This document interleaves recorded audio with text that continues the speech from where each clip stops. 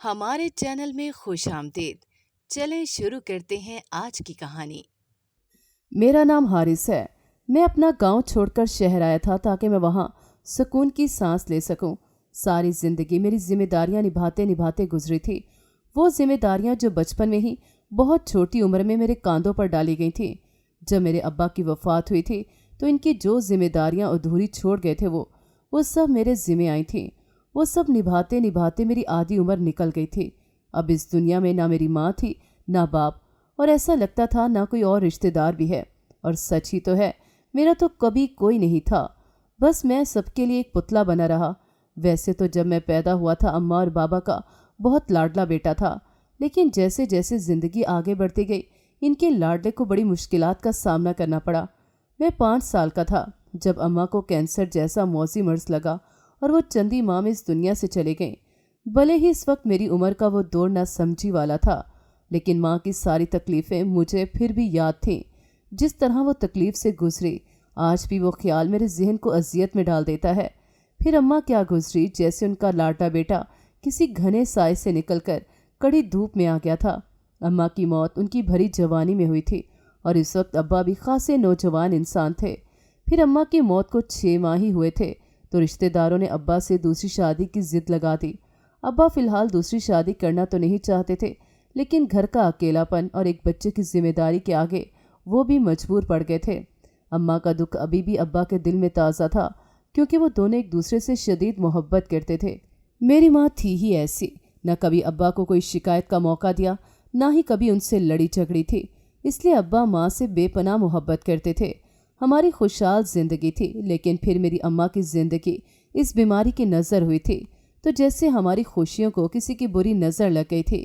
گھر میں ویرانی تھی تو دلوں میں بھی ویرانہ تھا۔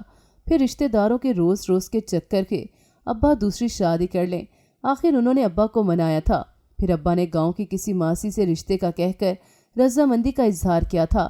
چندی روز میں ابا کے لیے کچھ لڑکیوں کے رشتے آئے اور سب کی ہی مشاورت سے ابا نے ایک لڑکی اپنے لیے چن لی تھی۔ اس سب کا میرے دل پر بہت گہرا اثر پڑ رہا تھا۔ مجھے لگتا تھا کہ میری ماں کی جگہ کوئی نہیں لے سکتا۔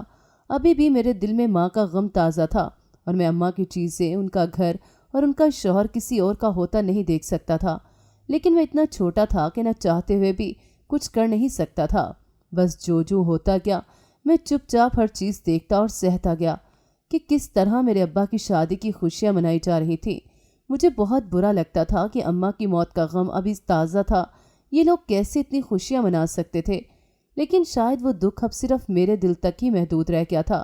نہ تو ہمارے گاؤں والوں کو ماں کی کوئی بات یاد تھی اور شاید نہ ہی ابا کو اب کچھ یاد تھا۔ وہ اپنی نئی دلہن کے ملنے کی تیاریاں گھر میں بھی کرنے لگے تھے۔ ابا نے ان کے پورے گھر کا رنگ و روغن کروایا اور کچھ سامان بھی گھر میں نیا لائے تھے۔ پرانی بہت ساری چیزیں ابا گھر سے نکال رہے تھے جن میں اماں کا خاصا سامان تھا۔ مجھے ان کو دیکھ کر بڑی حیرت ہوتی تھی کہ ابا تو اماں سے محبت کرتے تھے اور اماں ان سے، پھر وہ کیوں اماں کی چیزوں کو اس گھر سے نکال رہے تھے؟ ایسا لگتا تھا جیسے ابا اس گھر سے اماں کی ساری نشانیاں مٹانا چاہتے ہیں۔ کیا مرد کا دل سچ میں اتنا سخت ہوتا ہے؟ میرے چھوٹے سے ذہن میں یہ سوال آنے لگے تھے، لیکن میں نہ تو کسی سے کچھ بول سکتا تھا، نہ ہی ابا کو ایسا کرنے سے روک سکتا تھا۔ بس میں ایک کونے میں کھڑا ہو کر آنسو بہانے کے علاوہ کچھ بھی نہ کر سکتا تھا۔ پھر ابا نے مجھ سے پوچھا تھا کہ کیا تم کچھ روز اپنے ننیال جانا چاہو گے؟ تو مجھے سارے ماحول سے جو اذیت مل رہی تھی اس سے بچنے کے لیے یہی ایک راستہ ٹھیک لگا اور میں نے نانی کے گھر جانے کے لیے حامی بھر لی تھی۔ ہماری نانی کا گھر دوسرے گاؤں میں تھا اور وہ گاؤں یہاں سے کافی دور تھا۔ پھر ابا ان دنوں اپنی نئی شادی کے کاموں میں لگے ہوئے تھے، اس لیے مصروف ہونے کے باعث انہوں نے ایک گاؤں والے کے ساتھ مجھے ننیال روانہ کیا۔ ہم کافی دور تک سفر کر کے ننیال پہنچے تھے۔ مجھے دیکھ کر ممانیوں نے منہ چڑھایا تھا، لیکن نانی نے مجھے گلے سے لگایا تھا اور اماں کی یادیں تازہ کر کے وہ بہت رونے لگی تھی۔ میری نانی بہت بڑی عورت تھی، ایک چارپائی پر ہی وہ بیٹھی رہتی تھی۔ میرے ساتھ آنے والے مہمان کو ان لوگوں نے کھانا کھلایا پلایا اور مجھے نانی نے خوب پیار دیا تھا، لیکن جب مہمان نے ان سے رخصت لینا چاہی تو نانی نے مجھے واپس لے جانے کو کہا تھا۔ پھر میرے ساتھ آئے گاؤں واسی نے انہیں بتایا تھا کہ لڑکے کے والد کی شادی ہونے والی ہے، جس کی وجہ سے چند روز اس نے اسے ننیال رہنے کے لیے بھیجا ہے۔ مجھے یاد ہے کہ اس بات پر نانی کا چہرہ اتر گیا تھا اور اس نے مجھے سینے سے لگا لیا تھا۔ پھر 2-3 ماہ میں ننیال میں ہی رہا۔ یہاں بھی ممانیوں کے تانے خوب سننے کو ملتے تھے، لیکن پھر بھی نانی کا پیار تھا اور بہت سارے بچوں کے ساتھ کھیلنا ہوتا تھا، اس لیے میں خوش تھا۔ کچھ ماہ بعد جب میری نانی کی طبیعت خراب ہوئی تھی تو ممانی نے مجھے اپنے گھر جانے کا کہا تھا، کیونکہ اب نانی بالکل اٹھ نہیں پا رہی تھی اور مجھے ان کو اماں کی طرح تکلیف میں دیکھنے سے بہت ڈر لگ رہا تھا۔ شاید میری نانی بھی اب مرنے والی تھی۔ مجھے عجیب خوف نے گھیرا تھا۔ پھر میں وہاں چلا چلا کر رونے لگا تھا کہ مجھے اپنے گھر جانا ہے۔ تو ماموں مجھے واپس گاؤں چھوڑنے آئے۔ میں اپنے گاؤں پہنچنے پر بہت خوش ہوا تھا اور ابا کی بھی یاد بہت آئی تھی۔ مجھے ابا سے ملنے کی بہت خوشی تھی۔ جب ہم نے گھر کا دروازہ بجایا تو اندر سے ایک عورت نے ہمارے گھر کا دروازہ کھولا تھا۔ اسے دیکھ کر مجھے یاد آیا کہ ابا کی تو دوسری شادی ہو گئی تھی، شاید یہ ان کی بیوی ہوگی۔ پھر جب ماموں نے مجھے اس عورت کے حوالے کرتے ہوئے بتایا تھا کہ میں 3 ماہ سے ننیال میں تھا اور اب واپس اپنے والد کے پاس آیا ہوں، تو اس عورت نے بہت شور مچایا تھا کہ میں اس کو نہیں سنبھالنے والی، اور اس نے مجھے گھر میں داخل ہونے بھی نہ دیا۔ پھر ابا کے واپس آنے تک میں ماموں کے ہمراہ گھر کے باہر گلی میں ہی بیٹھا رہا۔ ابا جب واپس آئے تھے تو مجھے دیکھ کر ان کا چہرہ خوشی سے کھل گیا تھا۔ مجھے گلے لگا کر انہوں نے ماموں کو ساتھ اندر چلنے کا کہا، لیکن پھر ماموں نے ستیلی ماں کا رویہ بتا کر ان سے اندر چلنے کے لیے معذرت کی۔ ابا کے چہرے کی خوشی فوراً پریشانی میں بدل گئی تھی، اور پھر ماموں کے چلے جانے کے بعد ابا مجھے لے کے گھر میں داخل ہوئے تو ستیلی ماں ابا سے بہت جھگڑنے لگی تھی۔ پھر ابا نے کہا تھا کہ میرا بیٹا ہے، آخر گھر نہیں آئے گا تو کہاں جائے گا۔ ان دونوں کی بحث بہت دیر تک چلتی رہی، لیکن ابا نے پھر مجھے اندر بھیج دیا تھا۔ اگلے 2 دن تک ستیلی ماں بہت روتی رہی تھی اور ابا کو میں بے بس انہیں مناتے دیکھ رہا تھا۔ پھر نہ جانے وہ کون سی شرط پہ مجھے گھر میں رکھنے کے لیے ابا سے راضی ہوئی تھی، جو ابا نے مجھے بلا کر چھوٹی امی کی ہر بات ماننے کا کہا، اور اس عورت نے پھر میرے سر پر ہاتھ پھیرا تھا، جو شاید صرف ابا کو دکھانے کے لیے ہی تھا۔ ان دونوں کی باتوں سے میں بس سہم گیا تھا۔ پھر ستیلی ماں مجھے روز کھانا دینے سے پہلے گھر کے ڈیروں کام کرواتی تھی، اور ابا کہتے کہ ان کی مدد کیا کرو، کیونکہ یہ تیرے آنے والے چھوٹے بھائی یا بہن کی ماں بننے والی ہے۔ تو میں ان کا کہا ہوا ہر کام کر دیا کرتا تھا۔ ابا تو دن کا زیادہ حصہ باہر ہی رہتے تھے، اس لیے مجھے کسی بھی کام کے لیے انکار کرنے کی جرت تک نہ تھی۔ کہ چھوٹی ماں نے شروع میں ہی اپنا ایسا روب جمایا تھا، میں بس ڈرتا ہی رہتا تھا۔ پھر چند ماہ بعد گھر میں ایک اور بچے کی پیدائش ہوئی تھی، اور اب تک میں بھی کافی سمجھدار ہو گیا تھا۔ بن بولے ہی ان کے سارے کام بھاگ بھاگ کر دیا کرتا تھا۔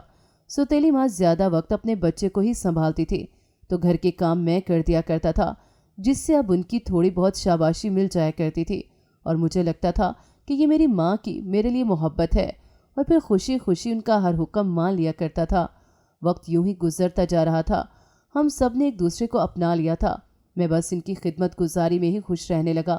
پھر وقت کے ساتھ ان کے ہاں دوسرے بچے کی بھی پیدائش ہوئی تھی، اور اس بار ہماری بہن نے جنم لیا، جو ابا کو دونوں بیٹوں سے بڑھ کر پیاری لگی، اور انہیں دیکھ کر مجھے بھی اس پر اتنا ہی پیار آتا تھا۔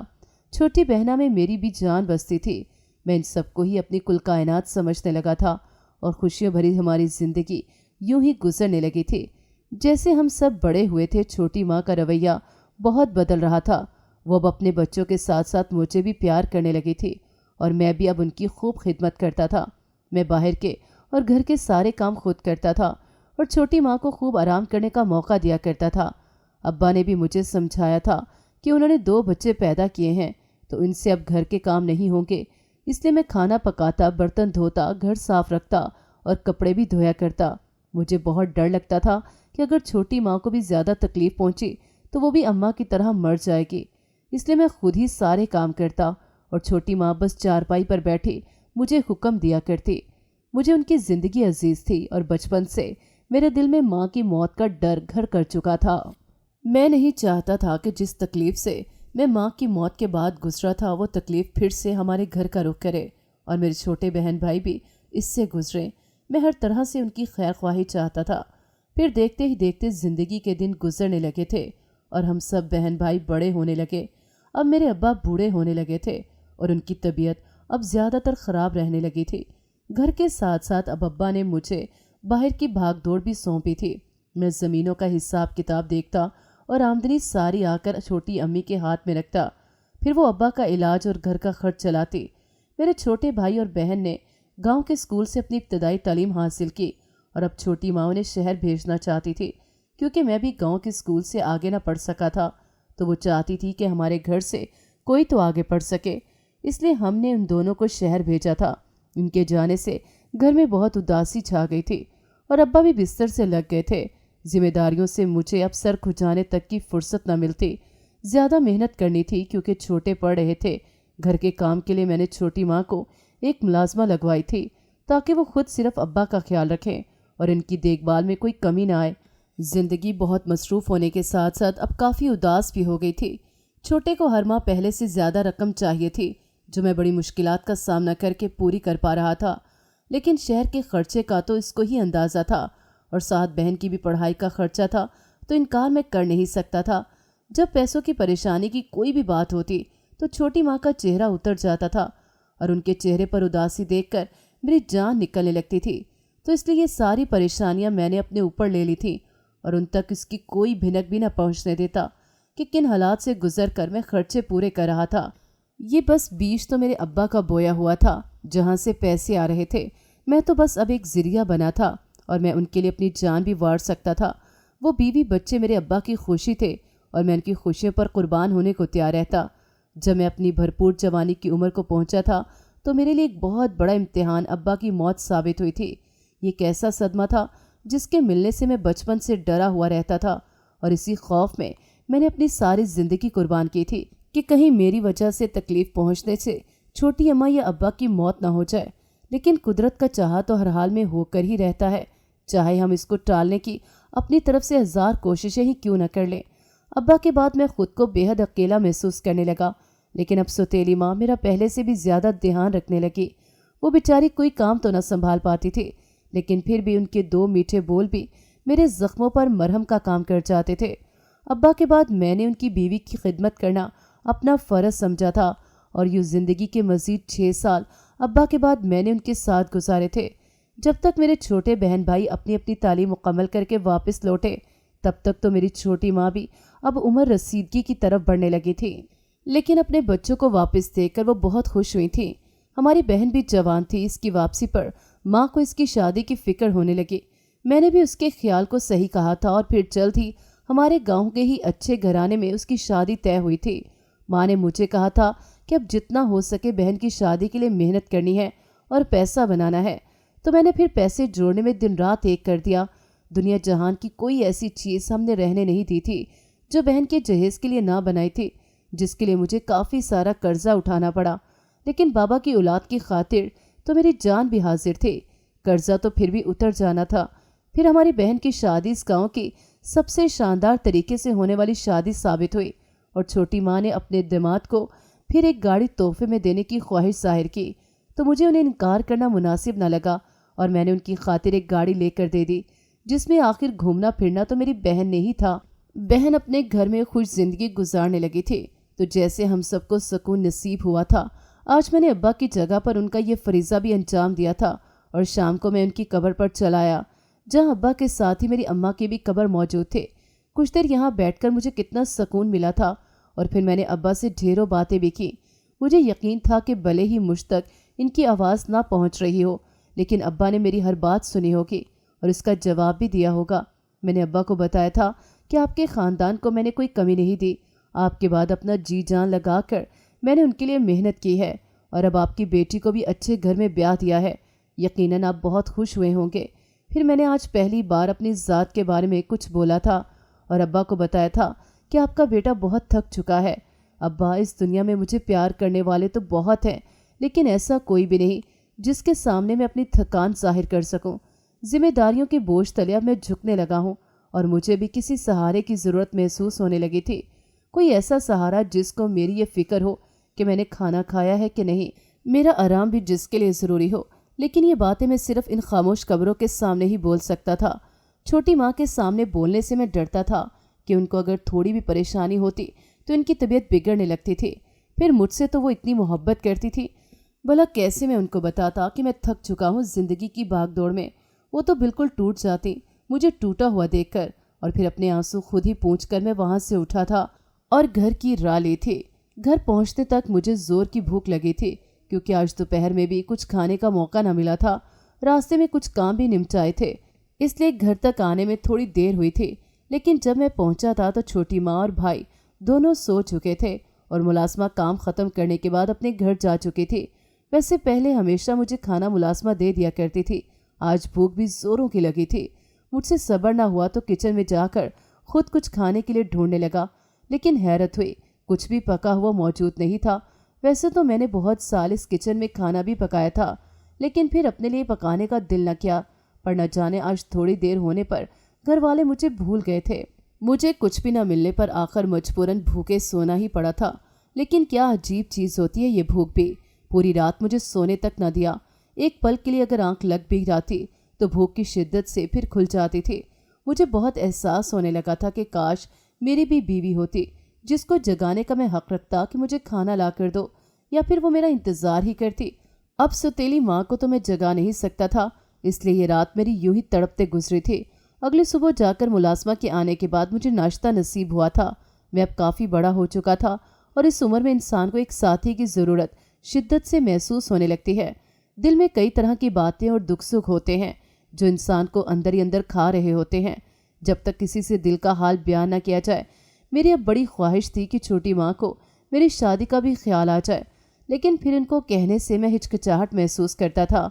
अभी मुझे ये ख्याल आए कुछ ही वक्त गुजरा था कि एक दिन दोपहर में अचानक अपने घर पहुँचते पर मुझे घर में एक खातून नजर आई जो कि शायद किसी लड़की का रिश्ता करवाने हमारे घर पहुँची थी। और मुझे देखते ही वो खड़ी होकर छोटी माँ से बोलने लगी थी, अरे माशाल्लाह, यही है ना आपका बेटा। तो छोटी माँ ने फौरन से उसे खींचकर बिठाते हुए बोला था कि नहीं नहीं, जिसके लिए रिश्ता देखने का कहा था वो ये नहीं है, वो तो मेरा छोटा बेटा है और ये मेरे शौहर का बड़ा बेटा है। मुझे इस बात पर बड़ा ताज्जुब हुआ कि छोटी माँ ने मेरे छोटे भाई के लिए भी रिश्ता देख लिया था, लेकिन मेरा ख्याल उन्हें फिर भी ना आया था, जबकि मेरी उम्र इन दोनों बहन भाइयों से काफ़ी बड़ी हो चुकी थी। मैंने सब्र का घूंट पी लिया और इस औरत का बस मुस्कुराकर सामना किया। मैं चुप करके वहाँ से निकल आया था और अब मुझे शादी के लिए खुद ही कहना पड़ेगा, ये मैंने सोच लिया था। इसके बाद फिर मुबारकबाद एक दूसरे को दी जाने की आवाज़ें मुझे बाहर से आने लगी थी, जिसका मतलब था कि छोटे भाई का रिश्ता पक्का हो गया और चंद ही दिनों बाद इसकी मंगनी की रस्म हमारे घर में बड़ी धूमधाम से की गई थी। अब सिर्फ मैं ही ऐसा रह गया था जो इस घर में अकेला था। फिर मैंने काफ़ी सोच विचार के बाद छोटी माँ से बात करने का सोचा और हिम्मत करके उनके कमरे में जाकर उनसे कहा था कि अम्मी जान, आप मेरे लिए भी कोई लड़की ढूंढ लें, क्योंकि छोटे के साथ साथ मैं भी अब शादी करना चाहता हूँ। इस बात पर मेरी माँ चौंक कर उठ खड़ी हुई थी और उसने जवाब दिया था कि पहले छोटे की शादी हो जाने दे, फिर तेरे लिए भी देखा जाएगा। अब एक ही वक्त में दो दो जिम्मेदारियां मैं निभाने से रही, भला इस उम्र में इतनी जान मुझ में कहाँ रह गई है। मैं इनकी बात सुन के चुप कर गया और इनके साथ छोटे की शादी की तैयारियां करवाने लगा था। अब की बार मैंने बहन की शादी का कर्जा बड़ी मुश्किल से उतार कर कर्जदारों से जान छुड़ाई थी, पर अब भाई की शादी का खर्चा इतना निकला था कि पिछले से दुगना कर्जा मुझ पर चढ़ गया। अभी तो इसकी रुखसती होने में भी खर्चा होना था, जो सब फिर मैंने जी जी कहते हुए छोटी माँ को दिया था। फिर खैर से उनकी दुल्हन भी घर आई और छोटी माँ को जैसे खुश रहने का कोई बहाना मिल गया था। वो अपनी बहू से मिलकर इतनी खुश थी तो मुझे भी अच्छा लगता। वो सब फिक्रों से आज़ाद हो गई थी। लेकिन फिर मैंने अभी अपनी शादी का ख्याल ये सोचकर दिल से निकाल दिया था कि पहले सारे कर्जों से आज़ादी हासिल कर लूँ, फिर कोई नई जिम्मेदारी संभालूंगा। फिर ज़िंदगी के 2 साल मैंने ऐसे ही अकेले गुजारे थे, लेकिन इन 2 सालों में एक तब्दीली ये आई थी कि मेरे छोटे भाई और बहन के यहाँ औलादें पैदा हो गई और इन बच्चों को संभालने में मेरी छोटी माँ इस कदर मसरूफ़ और मगन हो गई थी कि अब मेरी तरफ उनका ध्यान तक न जाता था कि मैं भी इस घर में कोई फ़र्द मौजूद हूँ या नहीं। मेरे साथ अब छोटे भाई ने ज़मीनों की जिम्मेदारी लेनी भी शुरू कर दी थी और ज़्यादा पढ़ा लिखा होने के बायस वो मुझसे बेहतर काम करने लगा था। मैं काम से भी अब ज़्यादा फारिग रहने लगा था और कर्जा भी उतर गया था, तो सोचा अब शादी कर लेनी चाहिए। तो मैंने तकरीबन 2 साल बाद फिर छोटी माँ के सामने अपनी इस ख्वाहिश का इजहार किया था। लेकिन ये क्या हो गया था, मेरी इस बात पर अब वो भड़क उठी थी और गुस्सा हो के उखड़े लहजे में कहने लगी कि मैं ऐसी कोई जिम्मेदारी अब नहीं उठा सकती। शादी करनी है तो लड़की तुम खुद देख लो कहीं से भी, फिर हम रस्में करने साथ चले जाएंगे। मुझे शदीद झटका लगा था कि ये उनका कैसा रूप था जो पहले मैंने नहीं देखा था। वो क्यों मेरी शादी करवाने से इतना चिढ़ने लगी थी, लेकिन ये सब मुझे उनकी उम्र का तकाजा लग रहा था और अब भी उनके लिए मेरे दिल में कोई मनफी ख्याल तक ना आया था। फिर मैंने अपने तौर से कोशिश करना शुरू की। आखिर मैं भी इसी गांव का रहने वाला था, बचपन से मेरी यहाँ जान पहचान थी। रिश्ते वाली मासी ने फिर मेरे लिए एक लड़की का बताया तो मैंने एक बार फिर छोटी माँ को गुजारिश की थी। वो मेरे कहने पर लड़की के घर चली गई। वो लोग काफ़ी गरीब थे, लेकिन लड़की मुझे पसंद आ गई थी, तो हमारा रिश्ता पक्का हुआ था। फिर मैंने जब निकाह के लिए छोटी माँ से इंतजामात की खातिर कितना खर्चा आएगा ये पूछा, तो उन्होंने मुझे कोई भी खर्चा करने से रोक लिया और एहसास दिलाया था कि लड़की वाले वैसे भी गरीब लोग हैं, उन्हें ज़्यादा सर चढ़ाने की क्या ज़रूरत है, बस सादगी से निकाह करके घर लेकर आते हैं। मुझे शौक़ तो बहुत था कि अपनी शादी पर भी खासा इंतज़ाम करूँगा, लेकिन फिर छोटी अम्मी के समझाने का अंदाज़ कुछ ऐसा था कि मुझे उन्हीं की बात ठीक लगी और हमने बस सादगी के साथ निकाह किया था। फिर मेरा दिल नहीं माना तो मैंने वलीमे के तौर पर बस गांव के गरीबों में खाना तकसीम किया था। मेरी बीवी घर आ गई और ये भी ज़िंदगी का हसीन मोड़ था। वो मेरा बहुत ख्याल रखती और जैसा मैंने चाहा वैसे ही मुझे उससे तवज्जो मिली थी। मैं देर मदेर घर आता तो खाना रख के मेरा इंतज़ार कर रही होती और ख़ुद भी तब तक न खाती। वो पागलों की तरह मुझसे मोहब्बत करती थी। उसकी ये सारी आदत मुझे भी उससे मोहब्बत करने पर मजबूर कर देती थी। कुछ वक्त बाद फिर छोटी माँ ने मुझसे बात की थी कि नई दुल्हन को बोलो घर के कामों में हाथ डाला करे। मैंने जब कहा तो फिर मेरी बीवी ने एक बार कहने पर सारे घर का काम संभाल लिया था।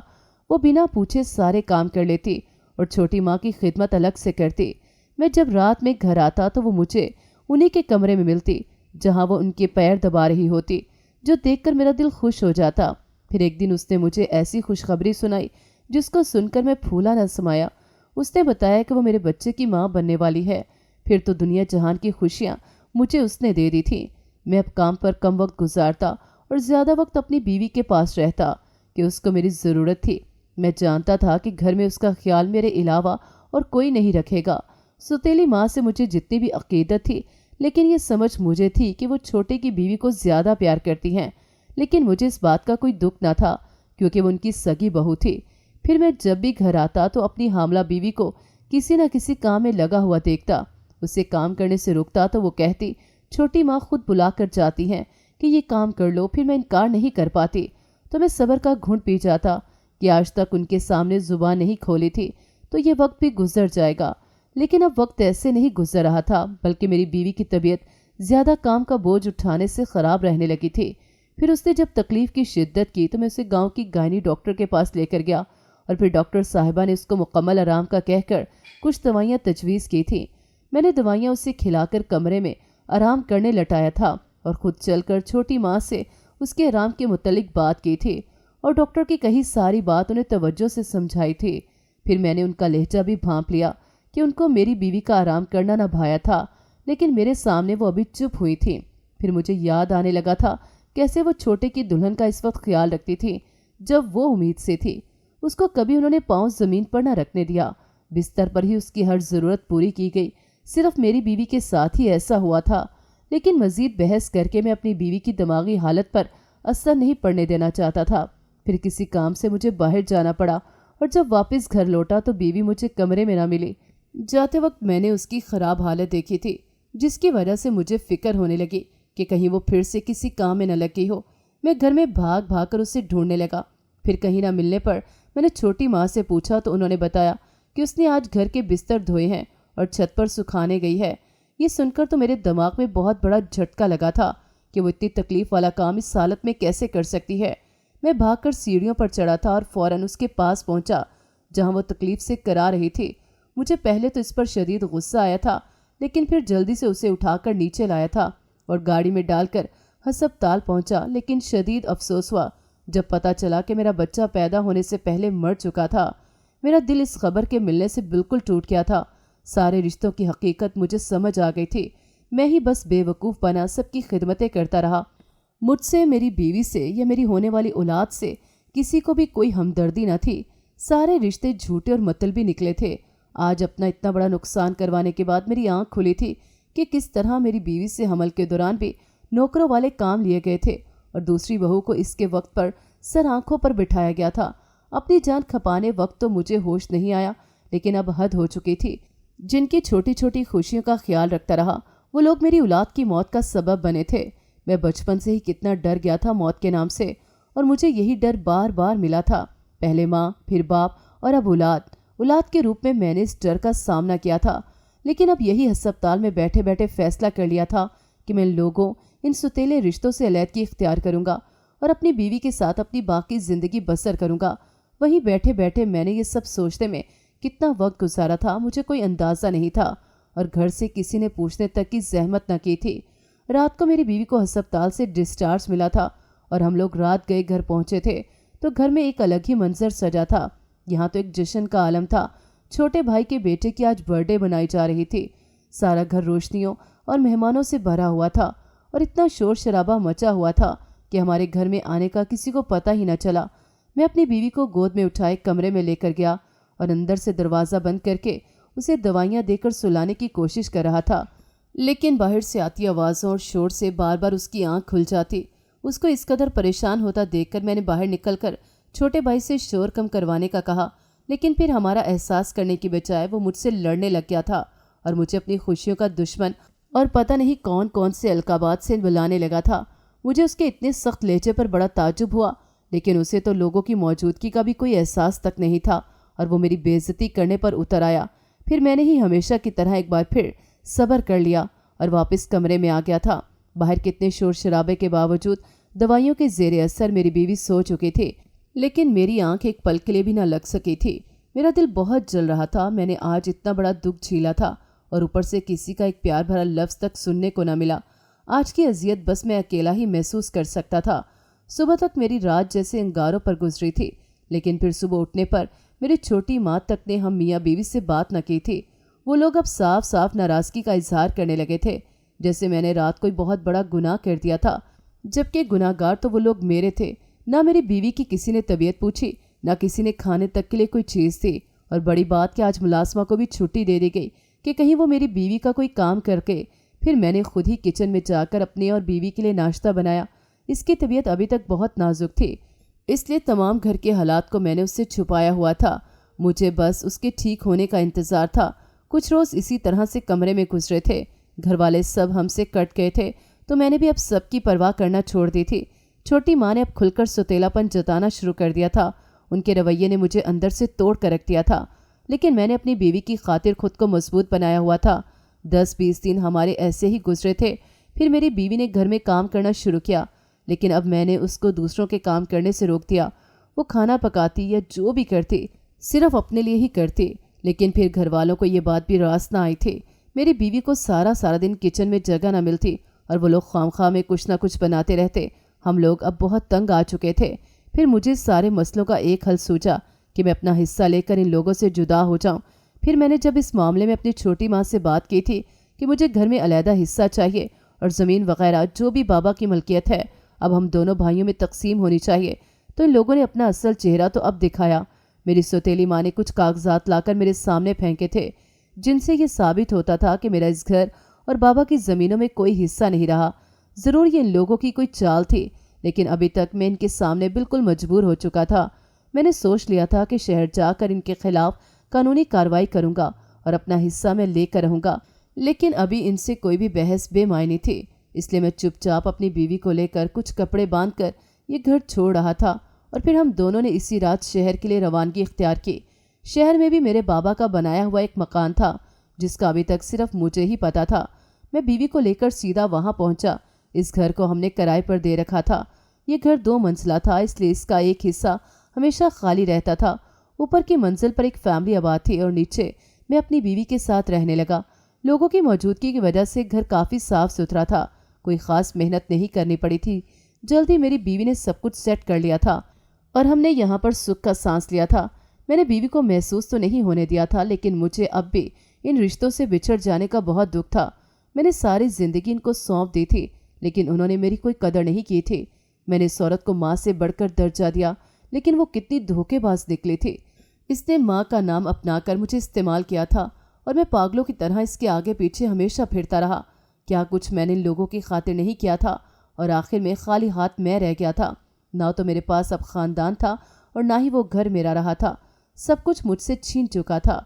यहाँ पर कुछ पैसे किराएदारों से मिल जाते थे, लेकिन सिर्फ इन पैसों से घर चलाना मुश्किल था। इसलिए फ़िलहाल मुझे कोई छोटी मोटी नौकरी भी करनी पड़ी थी।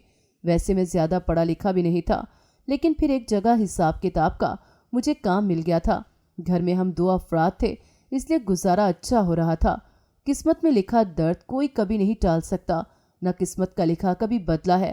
ہماری خوشحال زندگی کے یہاں رہتے 6 ماہ گزرے تھے جب میری بیوی نے ایک بار پھر اولاد کی خواہش ظاہر کی، کیونکہ اب اکیلا پن بہت محسوس ہونے لگا تھا، اور ہم دونوں چل کر ایک بڑے ہسپتال پہنچے جہاں میری بیوی کو کچھ ٹیسٹ کروانے کے بعد حمل ٹھہرنے کی دوائیاں دے دی گئیں، اور پھر جلد ہی اس کا نتیجہ بھی آیا اور ایک بار پھر سے خوشخبری لائی تھی، اور میں خوشی سے جھوم اٹھا تھا۔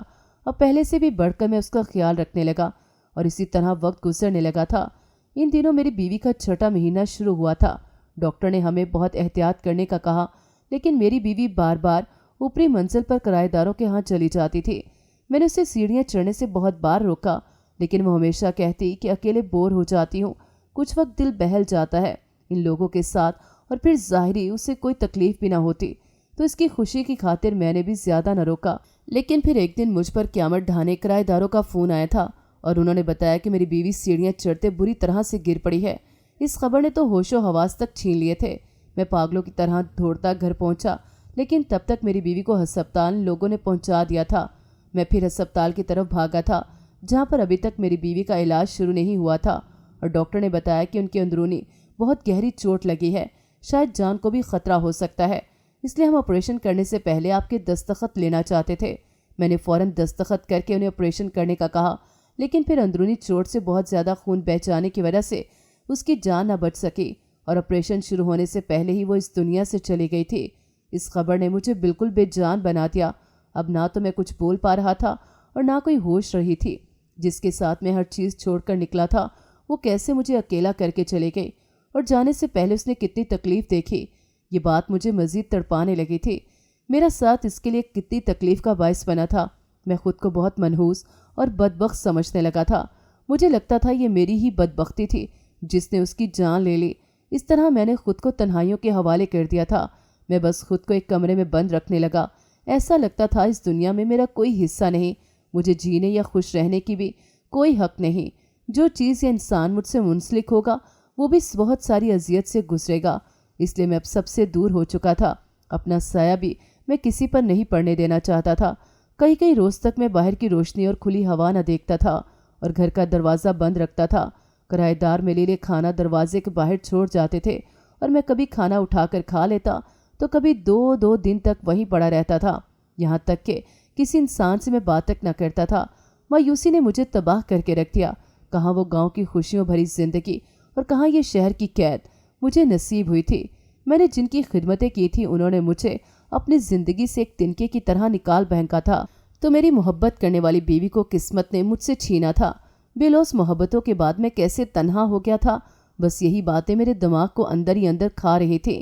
ایک دن میں نے کھانا اٹھا کر دروازہ بند کرنے لگا تو اچانک کرایہ دار کی بیٹی اندر گھس آئی اور کہنے لگی، مجھ سے نکاح کر لو ورنہ میں شور مچا دوں گی کہ تم نے میرے ساتھ زبردستی کی ہے۔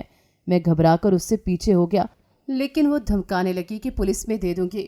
وہ مجھ سے 20 سال چھوٹی لڑکی، مجھے سمجھ نہیں آ رہا تھا وہ ایسا کیوں کر رہی تھی۔ میں نے اسے بہت سمجھانے کی کوشش کی، لیکن وہ نکاح کرنے کے لیے بس ضد تھی۔ پھر مجبوراً میں نے اسے کہا تھا کہ ابھی چلی جاؤ، کل تمہارے والدین سے بات کر کے میں نکاح کروں گا۔ وہ خوش ہو کر چلی گئی اور کہہ کر گئی تھی کہ اگر اس بات سے مکر گئے تو سیدھا پولیس اسٹیشن چلی جاؤں گی۔ میں نے ساری رات اس کے بارے میں سوچا، لیکن اس کی یہ چال میری سمجھ سے باہر تھی۔ اگلے دن کئی روز بعد میں نے اپنے گھر کا دروازہ کھولا اور باہر نکلا تھا۔ میں اپنی منزل پر ان لوگوں کے پاس پہنچا تو یہ دیکھ کر دنگ رہ گیا تھا کہ ان لوگوں نے ایسے انتظام کیا تھا جیسے ان کے گھر کوئی رشتہ لے کر آنے والا ہو، اور مجھے دیکھ کر وہ لڑکی خوشی سے جھوم اٹھی تھی، اور پھر اس کی ماں نے مجھے صوفے پر بٹھاتے ہوئے بہت شکریہ ادا کیا تھا۔ میری سمجھ میں اب بھی کچھ نہیں آ رہا تھا۔ ان لوگوں نے پھر میرا اور اس لڑکی کا رشتہ پکا کر کے نکاح کی بات کی تھی۔ میں ابھی تک حیران اور چپ تھا کیونکہ اس لڑکی نے الزام لگانے کی مجھے دھمکی دے رکھی تھی، اور پھر بہت سادگی سے ہم دونوں کا نکاح پڑھوایا گیا۔ وہ لوگ اپنی بیٹی کو میرے نکاح میں دے کر اس قدر خوش ہو رہے تھے جیسے ان کی دلی خواہش پوری ہوئی ہو۔ میں تو بس ایک ٹوٹا ہوا انسان تھا۔ ان کو مجھ میں ایسی کیا خوبی نظر آئی تھی جو انہوں نے ایسا قدم اٹھایا تھا، لیکن اب وہ لڑکی میری بیوی بن چکی تھی، لیکن اس کے ایسے قدم اٹھانے پر مجھے غصہ بھی آیا تھا۔ میں نے سوچ لیا تھا کہ اس حرکت کی میں اسے سزا ضرور دوں گا۔ پھر نکاح کے بعد میں ان لوگوں کے گھر سے اکیلا چلا گیا تھا۔ پھر 2 دن تک میں نے گھر کا رخ بھی نہ کیا، لیکن تیسرے دن جب گھر پہنچا تو وہ لڑکی خود ہی میرے گھر آ چکی تھی۔ میں غصے سے اسے اندر لے گیا اور سوچا آج اس کو بہت بڑی سزا دوں گا، لیکن جو ہی اندر کا منظر دیکھا آنکھوں میں آنسو بھر گئے اور میرا جسم کانپنے لگا تھا۔ یہ سب تو کچھ ویسا ہی تھا جیسا میں نے پہلی شادی کے وقت سجایا تھا۔ میرا پورا گھر پھولوں سے مہک رہا تھا اور سامنے بہت خوبصورت سیج سجی ہوئی تھی۔ اس نے میرا ہاتھ پکڑ کر مجھے بیڈ پر بٹھایا اور پھر مجھے بتایا تھا کہ یہ سب اس کو میری بیوی نے بتایا تھا کہ میں نے اس سے شادی کے وقت کیسے پھولوں کا انتخاب کیا تھا، اور اس کے علاوہ بھی بہت ساری باتیں اس لڑکی نے میری بیوی کے متعلق کی تھیں۔ وہ دونوں کب اتنی اچھی دوست بن گئی تھیں مجھے تو پتہ نہیں تھا۔ شاید میرے کام پر چلے جانے کے بعد میری بیوی کا سارا وقت اسی کے ساتھ گزرتا تھا۔ ہماری زندگی کا ہر لمحہ اور دکھ سکھ اسے پتہ تھے، اس لیے اس کو مجھ سے اتنی ہمدردی اور شاید اب محبت ہو گئی تھی۔ جب ہی اس نے مجھے یوں خود کو برباد کرنے سے بچانے کی خاطر نکاح کا یہ قدم اٹھایا تھا۔ اس ساری باتوں کے بعد تو یہ لڑکی مجھے بھی اچھی لگنے لگی اور پھر ہم نے اپنی نئی زندگی کا آغاز کیا تھا۔ یہ بیوی میرے لیے پہلے سے بھی زیادہ محبت کرنے والی ثابت ہوئی تھی اور جلد ہی میں پچھلے تمام درد بھولنے لگا اور زندگی کو بھرپور طریقے سے جینے لگا تھا۔ یہ شہر کی لڑکی تھی جو مجھے زیادہ گھر میں بند ہو کر بیٹھنے نہیں دیتی تھی۔ ہم اکثر باہر گھومنے پھرنے چلے جاتے تھے اور میرے ذہن سے سارا غبار اتر چکا تھا۔ میرے گھر اور زندگی کو اس لڑکی نے جنت بنا دیا تھا۔ ہماری شادی کے شروعاتی 3 ماہ کیسے گزرے وقت کا پتہ ہی نہ چلا تھا، اور جب اس نے مجھے باپ بننے کی خبر دی تھی تو میں نے اس کا بہت شکریہ ادا کیا تھا۔ اس ایک رشتے کے لیے میں کتنا تڑپا تھا، لیکن اب کی بار مجھ پر قسمت کی پوری مہربانی ہوئی تھی۔ میری بیوی نے خیر سے حمل کا پورا وقت سلامتی سے نکال کر ایک پیارے سے بیٹے کو جنم دیا تھا۔ پھر میں اپنے غموں کی شکایات کو بھول کر اپنے رب کا شکر ادا کرنے لگا تھا۔ ناظرین، اگر آپ کو ہماری کہانی اچھی لگی ہے تو ویڈیو کو لائک کریں، شیئر کریں اور ہمارے چینل کو سبسکرائب کریں۔ اگلی ویڈیو تک اجازت دیں۔ اللہ حافظ۔